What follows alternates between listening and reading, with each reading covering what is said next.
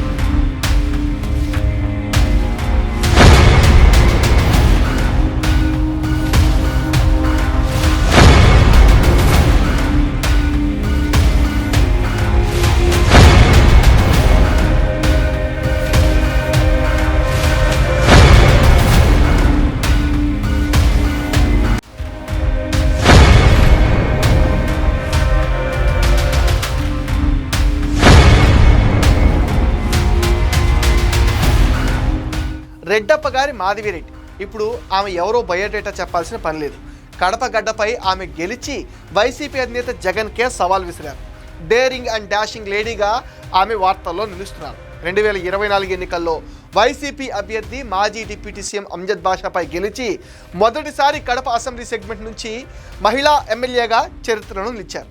2 దశాబ్దాల తర్వాత కడప అసెంబ్లీ సెగ్మెంట్లో టీడీపీ గెలవడంతో మాధవిరెడ్డి మరింత దూకుడుతో వ్యవహరిస్తూ కడప రెడ్డమ్మ అనిపించుకుంటున్నారు. ఎన్నికలకు ముందు టీడీపీ సీనియర్ నేత అలంకానపల్లె లక్ష్మీరెడ్డితో మొదలైన వివాదం తర్వాత కార్పొరేషన్ జనరల్ బాడీ సమావేశంలో మళ్లీ దూకుడు కొనసాగించారు. కడప వైసీపీ మేయర్ సురేష్ బాబు సీటుకే ఎసరు తెచ్చేలా చేసి వైసీపీకి జిల్లాలో పెద్ద షాక్ ఇచ్చారు కడప రెడ్డమ్మ. ఈ వ్యవహారంతోనే కడప రెడ్డమ్మ ఫైర్ బ్రాండ్గా పేరు తెచ్చుకున్నారు. ఇదే ఫైర్ బ్రాండ్ కొనసాగిస్తూ వివాదాలకు కేర్ ఆఫ్ అడ్రస్గా మారిపోతున్నారు. ఇటీవల వీఆర్ఓల పైన తనదైన శైలిలో మండిపడ్డారు. ఇప్పుడు స్వాతంత్ర దినోత్సవ వేడుకల్లో జాయింట్ కలెక్టర్ పైన కన్నెర్ర చేయడం తీవ్ర చర్చకు దారితీసింది. కలెక్టర్ సైతం ఈ విషయంలో వివరణ ఇచ్చారు.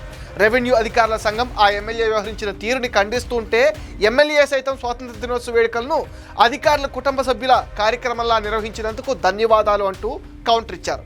సీఎం చంద్రబాబు మాధవిరెడ్డి దంపతులను సున్నితంగా మందలించారనే వార్తలు కూడా ఇప్పుడు బయటకు వచ్చాయి.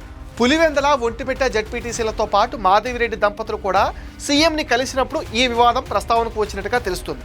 ఇలాంటి ఘటనలు మళ్లీ జరగకుండా చూసుకోవాలని సూచించారని టాక్ అయితే వినిపిస్తుంది.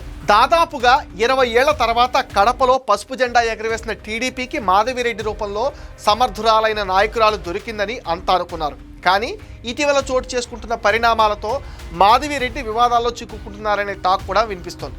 తాను అధికార పార్టీ శాసనసభ్యురాలన్న విషయం విస్మరించి ఆమె దూకుడుగా వ్యవహరించడంతో విమర్శల పాలవుతున్నారనే వ్యాఖ్యలు కూడా వినిపిస్తున్నాయి.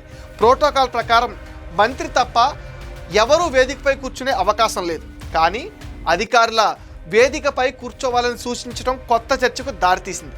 తాజాగా ఎమ్మెల్యే వ్యవహారంతో కడపలో రెవెన్యూ శాఖ వర్సెస్ ఎమ్మెల్యేగా మారిందనే చర్చ నడుస్తుంది. ఎమ్మెల్యే తీరుపైన రెవెన్యూ సంఘాలు గుర్రుగా ఉన్నాయంటున్నారు. ఇటీవల జిల్లా కలెక్టర్ ఇకపై ప్రోటోకాల్ వ్యవహారంలో కఠినంగా వ్యవహరించాలని అధికారులకు సూచించారట. ఎమ్మెల్యేతో పాటు ఎమ్మెల్యే భర్త సైతం అధికారిక కార్యక్రమాల్లో పాల్గొంటున్నారని ఫిర్యాదులు చేశారట. నిజానికి ఎమ్మెల్యే మాధవిరెడ్డి పనితీరుపైన టీడీపీ కార్యకర్తలు, నేతల్లో జోష్ ఉందనే టాక్ కూడా జిల్లాలో ఉంది. ఆమె దూకుడు ఈ కాలానికి తగ్గ రాజకీయం అంటూ ఆమెను సమర్థిస్తున్న వారు కూడా ఉన్నారు. కానీ అధికార పార్టీ ఎమ్మెల్యేగా కాస్త సంయమనం పాటించాలనే సూచనలు కూడా వినిపిస్తున్నాయట. కడప నగరపాలక సంస్థలో ఎమ్మెల్యే మాధవిరెడ్డి కుర్చీ కోసం చేసిన ఫైటింగ్ రాష్ట్ర వ్యాప్తంగా ఆమెకు ఇమేజ్ తెచ్చిపెట్టింది. కడపలో మహానాడు నిర్వహణ సందర్భంగా ఎమ్మెల్యే మాధవిరెడ్డి దంపతుల సామర్థ్యానికి టీడీపీ అధిష్టానం ఫిదా అయింది. మారుమూల ప్రాంతంలో సరైన వసతులు లేని ప్రదేశంలో ఎలాంటి ఇబ్బందులు లేకుండా మహానాడు నిర్వహించి టీడీపీ అధిష్టానం మనసు చొరగొన్నారు మాధవిరెడ్డి దంపతులు. ఇటు పులివెందుల జెడ్పీటీసీ ఉప ఎన్నికల్లో వైసీపీ డిపాజిట్లు కూడా దక్కలేదు. ఈ విషయంలో బీటెక్ రవితో కలిసి మాధవిరెడ్డి దంపతులు వ్యూహాత్మకంగా వ్యవహరించారు. భవిష్యత్తులో వైనాట్ పులివెందుల నిజమయ్యే అవకాశాలున్నాయి.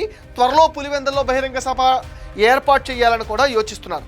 కడపలో టీడీపీ ఇమేజ్ని మరింత పెంచిన మాధవిరెడ్డికి మంత్రివర్గంలో చోటిస్తారనే వార్తలు కూడా వచ్చాయి. ఇలాంటి దశలో దూకుడుతో ఇబ్బందుల్లో పట్టం కరెక్ట్ కాదన్న అభిప్రాయం కూడా వ్యక్తమవుతుంది. కడప వాసులు తమపై పెట్టుకున్న నమ్మకాన్ని మాధవిరెడ్డి ఎలా నిలబెట్టుకుంటారో చూడాలి. మాధవిరెడ్డి దూకుడు తగ్గించి పార్టీకి ప్రభుత్వానికి ప్రజల్లో మంచి పేరు తేవడానికి ప్రయత్నించాలని, చిన్న చిన్న వివాదాలకు దూరంగా ఉండాలని సూచిస్తున్నారు. ఇది మెటా న్యూస్ అప్డేట్. ఈ వీడియో పైన మీ విలువైన ఒపీనియన్ని కామెంట్ సెక్షన్లో పోస్ట్ చేయండి. మీరు ఇచ్చే కామెంట్స్తో మరిన్ని ఇంట్రెస్టింగ్ వీడియోస్ మీకు అందిస్తున్నాం. అండ్ మీరేం చేయాలి మీకు తెలుసుగా, ఈ వీడియోని లైక్ చేయండి, షేర్ చేయండి, మెటా న్యూస్ని సపోర్ట్ చేయండి, సబ్స్క్రైబ్ చేయండి.